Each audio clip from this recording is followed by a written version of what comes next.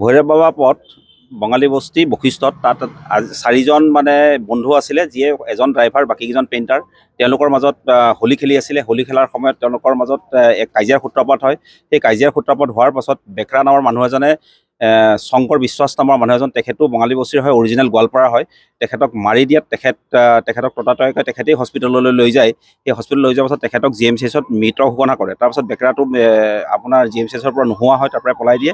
কিন্তু তেখেতৰ লগত থকা আন দুজন সহযোগী দীপেন্দ্ৰ চন্দ্ৰ বিশ্বাস আৰু সুভাষ ৰয়, তেওঁলোক দুইজনক আটক কৰা হৈছে। বৰ্তমান বেকৰাক বিচাৰি থকা হৈছে, তেওঁকো সোনকালে পোৱা যাব। তেওঁলোক এই বেকৰাৰ লগতে আছিলে আৰু যিজন মৃতকজনৰ লগতে একেলগে ফূৰ্তি কৰি আছে। তাৰপাছত কিবা কাজিয়াৰ সূত্ৰপাত হ'ল, বাকীখিনি তদন্তত আমাৰ ওলাব। হাতেৰে ঘুচা মাৰিছিলে।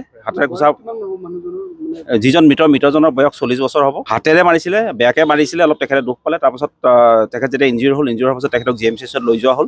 GMCHত তেখেতক মৃত ঘোষণা কৰিলে। আমি সন্দেহ কৰিছোঁ সেইটোৱে। এতিয়া তেওঁলোকক মেডিকেল কৰা যাব, মেডিকেল কৰিলে গোটেই বস্তুবিলাক ওলাই পৰিব। তেওঁতো আশংকা আছে।